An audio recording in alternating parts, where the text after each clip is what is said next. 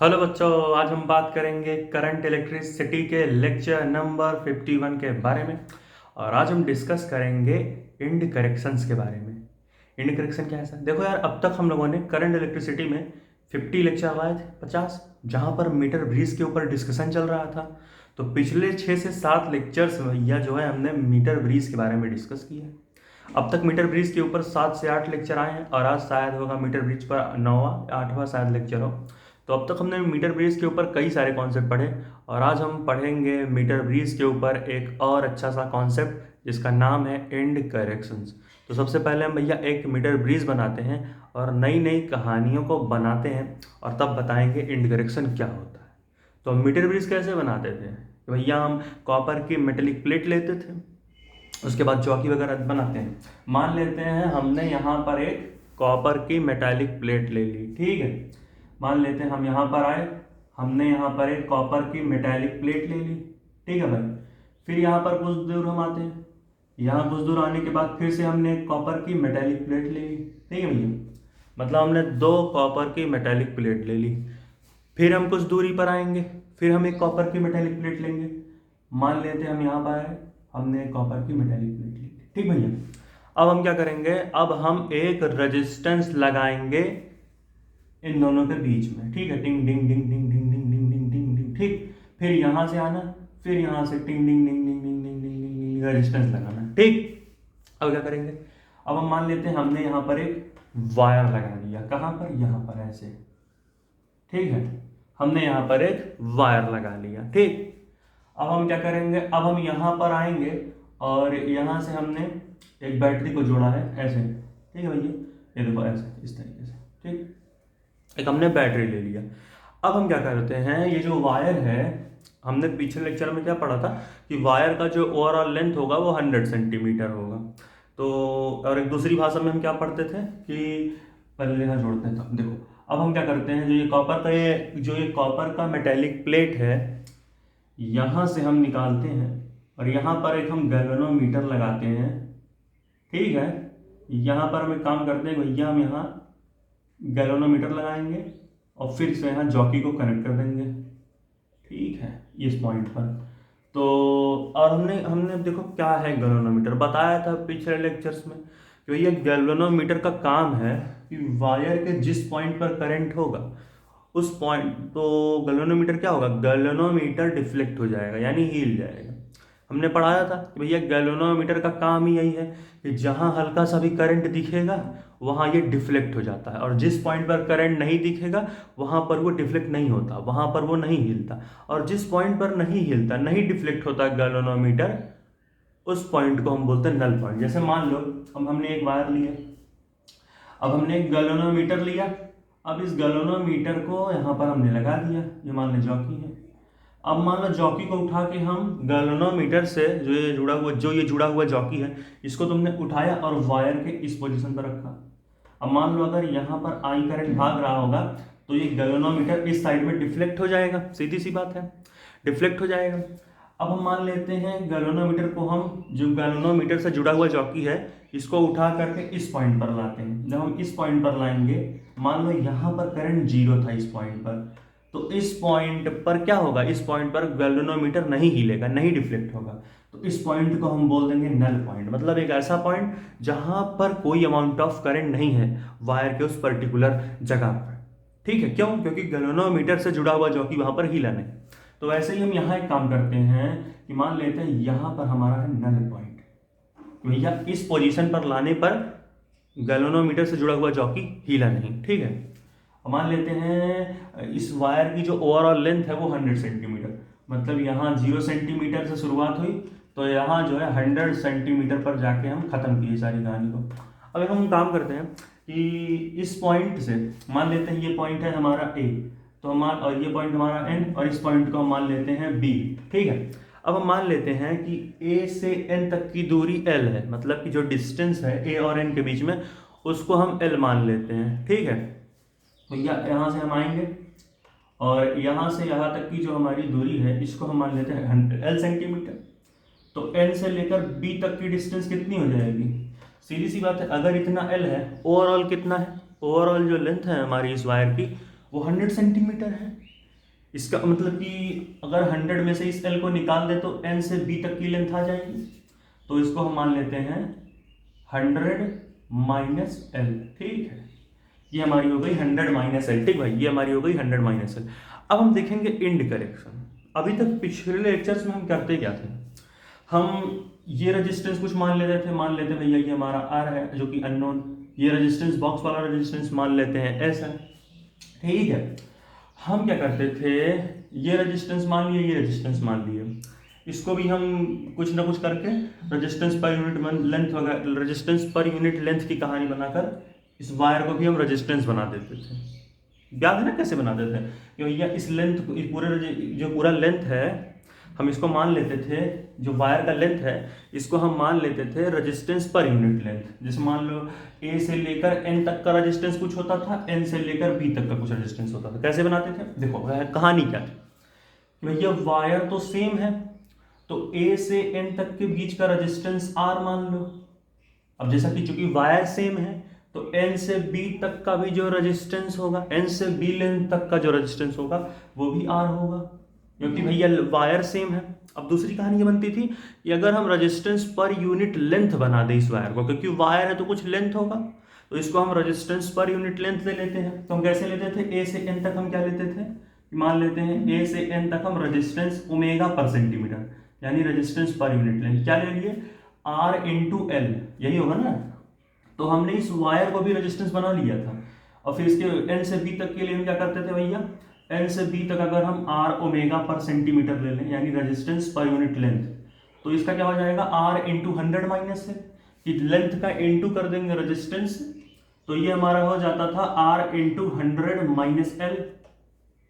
मतलब हमने वायर को भी रेजिस्टेंस बना दिया था, और जैसा कि बीच में कोई अमाउंट ऑफ करंट नहीं है तो हम व्हीटस्टोन ब्रिज कंडीशन लगा देते थे। मतलब अगर बीच में करंट नहीं है क्योंकि यहाँ गैल्वेनोमीटर डिफ्लेक्ट नहीं हो रहा, तो हम उसको नाली में उठा के फेंक देते थे राजू को बुला के, और कह देते थे भैया ये वाला रेजिस्टेंस अपॉन ये रेजिस्टेंस इज इक्वल टू ये वाला रेजिस्टेंस अपॉन ये वाला रेजिस्टेंस। यही होता है व्हीटस्टोन ब्रिज में, अगर बीच में करंट नहीं है तो ये अपॉन ये इक्वल टू ये अपॉन ये, यानी कि R upon L into R is equal to S upon 100 minus L into R, यही रखते थे, रेजिस्टेंस मान लिए थे। लेकिन कहीं ना कहीं हम ये कॉपर प्लेट और इस कॉपर प्लेट, इन दोनों कॉपर प्लेट्स के रेजिस्टेंस को नेग्लेक्ट कर देते थे। एट द 90% ऑफ केसेस हम इन दोनों कॉपर की जो प्लेट्स हैं इनके रेजिस्टेंस को नेग्लेक्ट कर देते थे पूरी तरीके से। नेग्लेक्ट मतलब इसको ध्यान ही नहीं देते थे। तो अब यहीं पर हम इंड करेक्शन का नया एक कॉन्सेप्ट लाएंगे, ठीक है। मतलब कि अगर देखो तो यहीं पे एक नई कहानी बनेगी। हम यहाँ क्या करते थे, एट 90% ऑफ द केसेस, मतलब कि जो भी हमारे 90% ऑफ द केसेस आते हैं वहां पर हम क्या करते हैं, वी नेग्लेक्ट, हम नेग्लेक्ट कर देते हैं। क्या नेग्लेक्ट कर देते हैं, कॉपर प्लेट्स के रेजिस्टेंस को, ठीक है। We neglect the resistance of these copper plates, the resistance of these copper plates, इन copper plates के रेजिस्टेंस को हम नेग्लेक्ट कर दिया करते थे पूरी तरीके से। लेकिन अब हम यहीं से एक नई कहानी निकालेंगे, और जिस कहानी का नाम होगा भैया इंड करेक्शन। भाई इंड करेक्शन क्या होता है, देखो हम क्या करते हैं, ये जो कॉपर प्लेट का इंड ए है, इस कॉपर प्लेट का, ठीक है सुनो, हम मान लेते हैं इस कॉपर प्लेट का जो ये ए वाला एंड है, इसका रेजिस्टेंस हम मान लेते हैं भाई कि इसका रेजिस्टेंस हम मान लेते हैं 6 ओमेगा, ठीक है, या फिर 4 ओमेगा मान लेते हैं, ठीक है। एट इंड ए, ठीक है, एट इंड ए, ठीक है, ऑफ ये कॉपर प्लेट 1 मान लेते हैं और ये कॉपर प्लेट 2 मान लेते हैं, ठीक है। तो एट इंड ए, ठीक है, जो ए इंड है कॉपर प्लेट, किस कॉपर प्लेट का, फर्स्ट कॉपर प्लेट का, कॉपर प्लेट नंबर 1, ठीक है, copper plate at end A of copper plate 1, ठीक है। लेट मान लेते हैं इस इंड का रेजिस्टेंस हम मान लेते हैं 4 ओमेगा, लेट इट्स रेजिस्टेंस, ठीक है भैया, इट्स रेजिस्टेंस बी 4 ओमेगा, ठीक है, कि भैया 4 ओमेगा मान लेते हैं, इस इंड पर हम 4 ओमेगा का रेजिस्टेंस मान लेते हैं, ठीक, मान लिया हमने। अब हम क्या करें, अब हम जाते हैं इस इंड पर, plate number, copper plate number 2 के इंड पर, और अब हम देखेंगे इसकी कहानी। तो हम मान लेते हैं एट ठीक है, एट इंड बी, ठीक है, इंड बी जो होगा ऑफ कॉपर प्लेट 2, यानी जो हमारा कॉपर प्लेट नंबर 2 है वहां पर जाकर हम नई नई कहानी को बनाएंगे। At end B of copper plate 2 let its resistance be 6 omega, मान लेते हैं 6 ओमेगा का रेजिस्टेंस है यहाँ पर। लेट, यहाँ इट्स नहीं लगाया था क्या, लेट इट्स रेजिस्टेंस, हाँ, let its resistance be 6 omega, कि भैया यहाँ का जो हम रेजिस्टेंस लेंगे उसको हम मान लेते हैं भैया 6 omega. Let its resistance be 6 omega, कितना भैया 6 ओमेगा हमने मान लिया। किसका, कॉपर प्लेट 2 आया, कॉपर प्लेट 2 के इंड, कॉपर प्लेट 2 के इंड पर, और कॉपर प्लेट 2 का इंड क्या है, बी, ठीक है। तो ये दोनों कहानी हो गई, यानी यहाँ का हमने मान लिया 6 ओमेगा, और सॉरी कितना लिया हमने, 4 ओमेगा। तो यहाँ पर भैया हमने कितना लिया, यहाँ पर हमने लिया 4 ओमेगा, और इस एंड पर हमने लिया 6 ओमेगा। ये कॉपर प्लेट नंबर 2, ये कॉपर प्लेट नंबर 1, इतनी कहानी हुई। अब हमें इस कॉपर प्लेट को भी रेजिस्टेंस पर यूनिट लेंथ बनाना है, ठीक है। एक काम करते हैं, अगर हम ध्यान से देखें, हम क्या करते हैं, ये जो लेंथ ऑफ वायर है, जो वायर है, ठीक है, हम इसको क्या बनाते हैं, रेजिस्टेंस पर यूनिट लेंथ, तो रेजिस्टेंस तो सेम रहेगा। एक काम करते हैं, हम यहाँ पर भी एज्यूम करते हैं कुछ, लेट अस एज्यूम, ठीक है, एज्यूम कर लेते हैं हम, एज्यूम कि भैया हम कुछ कहानी को एज्यूम करते हैं। एज्यूम दैट, हम मान लेते हैं भैया जो हमारा ये वायर है, वायर का हम रेजिस्टेंस मान लेते हैं 2 ओमेगा पर सेंटीमीटर। जो वायर का रेजिस्टेंस पर यूनिट लेंथ है उसको हम मान रहे हैं, ठीक है। वायर हैज, ठीक है, रेजिस्टेंस पर यूनिट लेंथ, भैया जो वायर है उसका जो रेजिस्टेंस है कितना, पर यूनिट लेंथ, वो कितना है, wire has resistance per unit length, वो भी कितना लेंगे, per unit length is equal to, कितना लिया हमने, मान लेते हैं 2 ओमेगा पर सेंटीमीटर है, ठीक है। हमने ले लिया 2 ओमेगा पर सेंटीमीटर। जो वायर का, ये जो वायर है इसका रेजिस्टेंस हम मान लेते हैं, रेजिस्टेंस पर यूनिट लेंथ हम मान लेते हैं 2 ओमेगा पर सेंटीमीटर। तो अगर हम इस कॉपर प्लेट फर्स्ट का रेजिस्टेंस पर यूनिट लेंथ निकाल लेंगे तो ध्यान देना, जो हमने यहाँ पर रेजिस्टेंस मान, सुनो, सबसे पहली बात, एट इंड ए इंड पर कितना हमने माना है, 4 ओमेगा रेजिस्टेंस मांगा है। तो हम क्या करेंगे, जो भी हमारा 4 होगा, सबसे पहले जब हमको निकालना होगा इस कॉपर प्लेट ए पर रेजिस्टेंस पर यूनिट लेंथ, मतलब हम अगर हम, हाँ, कॉपर प्लेट 1, ठीक है, कॉपर प्लेट 1 के लिए अगर हम, या फिर ऐसे इसको समझे, एट इंड ए, जो हमारा ए का इंड होगा, ठीक है, एट इंड ए। अब देखो यहाँ पर हम रेजिस्टेंस का करेक्शन करेंगे।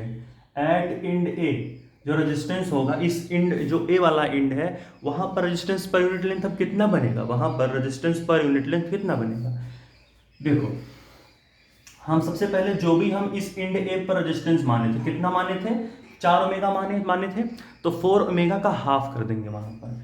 तो वहां पर हम 4 ओमेगा का हाफ करेंगे, और ए वाला एंड है, तो ए और नल पॉइंट, ये जो एन है, इन दोनों के बीच के लेंथ को उठाओ, ठीक है, यानी एल कर लो, एल प्लस जो भी तुम्हारा इंड ए पर रेजिस्टेंस था, कितना था भैया, 4 ओमेगा, तो 4 ओमेगा का हाफ 2, तो 2 ओमेगा, तो हो जाएगा एल प्लस 2, ठीक है। यहां पर हमारी कहानी क्या बनेगी, यहां पर हमारी कहानी बन जाएगी एल प्लस 2, ठीक है। अब हम क्या करेंगे, अब अगर हम एट इंड बी पर जाएं, ठीक है, कैमरे में साफ दिख रहा है कि नहीं भाई, देखें एक बार, साफ दिख रहा है भाई, ठीक है, चलो। तो एट इंड ए हम क्या करेंगे, जो भी हमारा रेजिस्टेंस होगा इस एट इंड ए वाले कॉपर प्लेट पर, कितना था, 4 ओमेगा, तो इसका हम हाफ ऐड करेंगे, हाफ सेंटीमीटर, यानी 2 सेंटीमीटर। किस में ऐड करेंगे, ए से इस नल पॉइंट के बीच का जो डिस्टेंस होगा, मतलब अगर हमें इस एंड पर देखना होगा तो हम यहां से इस नल पॉइंट तक के डिस्टेंस को लेंगे, ठीक है। अब जब हमें बी एंड पर देखना है, अब हम बी एंड पर करेक्शन करेंगे। अगर हम एट एंड बी, वहां पर रेजिस्टेंस हम कैसे लेंगे कि भैया हमारा यहां पर हम कौन सी लेंथ लेंगे, बी एंड पर हम कौन सी लेंथ लेंगे, नल पॉइंट से इस बी पॉइंट तक के डिस्टेंस के। तो नल पॉइंट से मतलब यहां के लिए तुम नल पॉइंट से यहां का डिस्टेंस मेजर करो, और इस एंड के लिए नल पॉइंट से यहां तक का डिस्टेंस मेजर करो, ठीक। अब हम बी एंड पर है, तो हम यहां पर क्या करेंगे, बी एंड पर हम ये वाली लेंथ ऐड करेंगे नल पॉइंट से बी तक की, एन बी तक की, तो कितना है 100 माइनस एल, तो इसको हम ले लेंगे भैया 100 माइनस एल। अब देखो एट इंड बी हमने कितना रेजिस्टेंस माना था, एट इंड बी हमने 6 ओमेगा का रेजिस्टेंस मांगा था, 6 ओमेगा, तो यानी कि हम इसमें 6 का हाफ यानी 3, तो यहाँ हम ऐड कर देंगे प्लस 3 सेंटीमीटर, ठीक है, और कहानी पूरी बन जाएगी यहाँ से।